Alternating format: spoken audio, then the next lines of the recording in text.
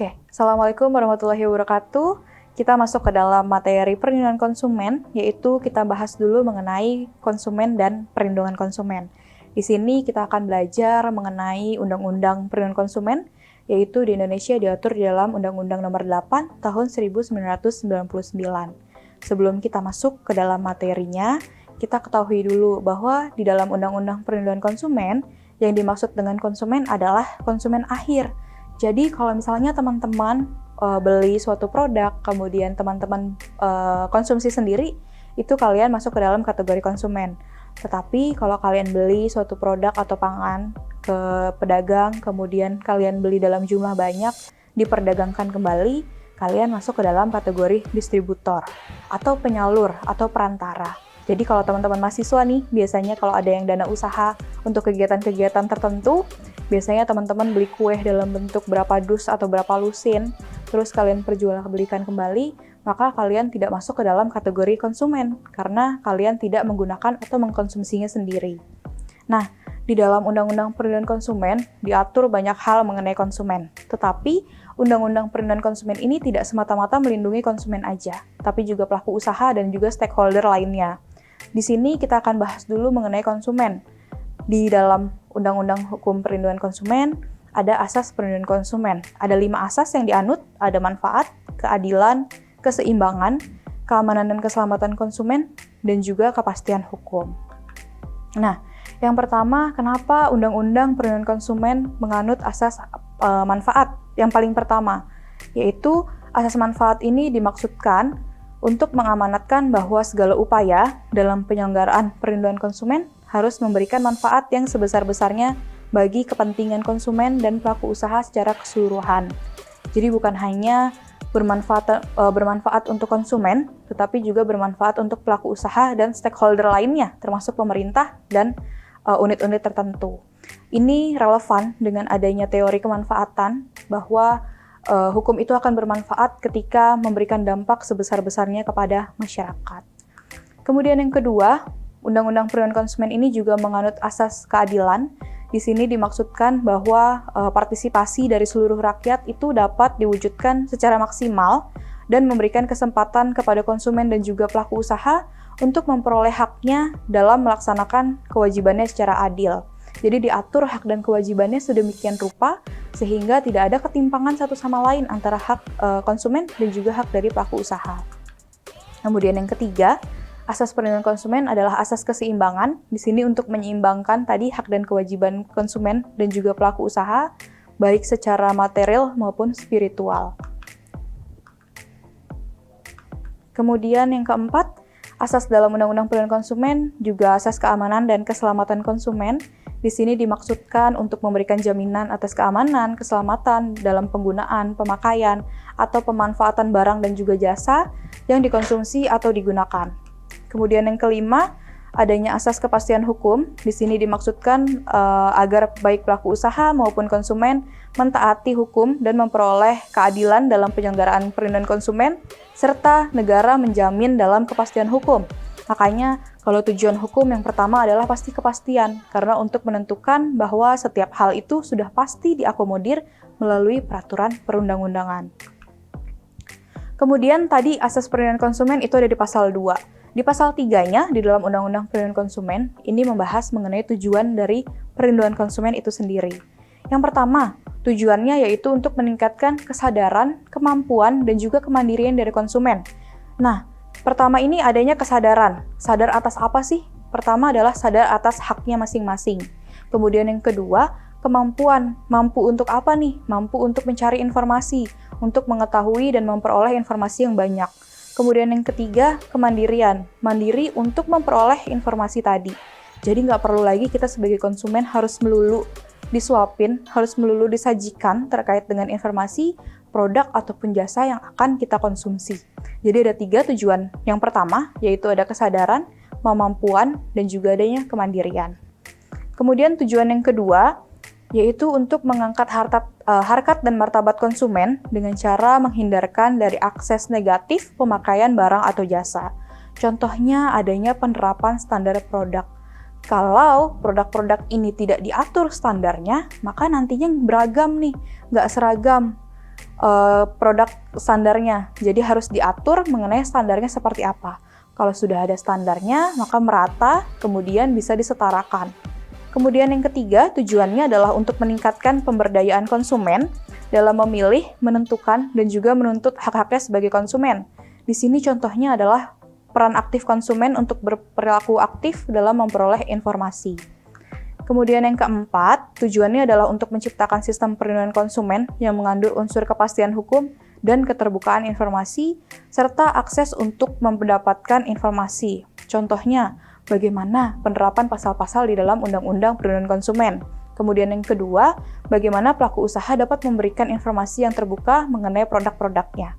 Di sini harus ditentukan dulu, kira-kira seperti apa keterbukaan informasi yang diharapkan oleh konsumen, oleh pelaku usaha. Kemudian yang kelima, tujuannya adalah untuk menumbuhkan kesadaran pelaku usaha mengenai pentingnya perlindungan konsumen, sehingga tumbuh sikap yang jujur dan bertanggung jawab dalam berusaha. Kemudian yang keenam, meningkatkan kualitas barang dan atau jasa yang menjamin keberlangsungan usaha. Jadi kalau misalnya pelaku usaha ini sudah bersikap jujur, kemudian banyak diminati oleh konsumen, tentunya usahanya akan berkelanjutan, nggak berhenti begitu aja. Kalau misalnya seseorang sudah memproduksi suatu makanan, kemudian bohong, anggaplah pakai bahan-bahan yang nggak baik, nantinya kemudian nggak nyampe setahun atau mungkin hitungan berapa bulan, konsumennya kabur. Jadinya nggak punya pelanggan lagi, matilah usahanya dia. Jadi usahanya tidak berkelanjutan. Kemudian di pasal 4-nya, Undang-Undang Perlindungan Konsumen, setelah mengatur di pasal 3 mengenai tujuan dari perlindungan konsumen, di pasal 4-nya ini diakomodir mengenai hak-hak konsumen. Pasti di sini teman-teman semuanya senang nih ngebahas mengenai hak-hak konsumen, karena tentunya kita bahas apa yang akan kita dapatkan. Yang pertama, konsumen itu berhak atas kenyamanan dan keamanan serta keselamatan. Ini harus dipastikan bahwa konsumen itu memiliki hak-hak ini, nyaman, aman, dan selamat. Kemudian yang kedua, konsumen juga mempunyai hak untuk memilih barang atau jasa serta mendapatkan hal tersebut dengan nilai tukar yang sesuai. Jadi sebenarnya jadi konsumen itu enak, tinggal pilih mau atau enggak. Kalau misalnya mau diambil, kalau nggak mau ya udah. Jadi kita selalu punya hak-hak untuk memilih. Kemudian yang ketiga, adanya hak atas informasi yang benar, jelas, jujur mengenai kondisi jaminan barang dan atau jasa. Ini harus jelas diperoleh oleh konsumen.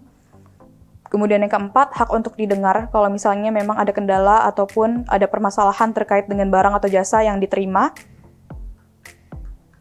Kemudian hak untuk mendapatkan advokasi, perlindungan, dan upaya penyelesaian sengketa. Ini nanti akan dibahas lebih lanjut mengenai lembaga-lembaga yang berwenang dalam penyelesaian sengketa konsumen. Kemudian hak untuk mendapatkan pembinaan dan pendidikan konsumen. Sekarang udah banyak kalau teman-teman lihat beberapa komunitas ataupun beberapa tempat untuk mendapatkan pendidikan konsumen terkait barang-barang yang akan kita gunakan.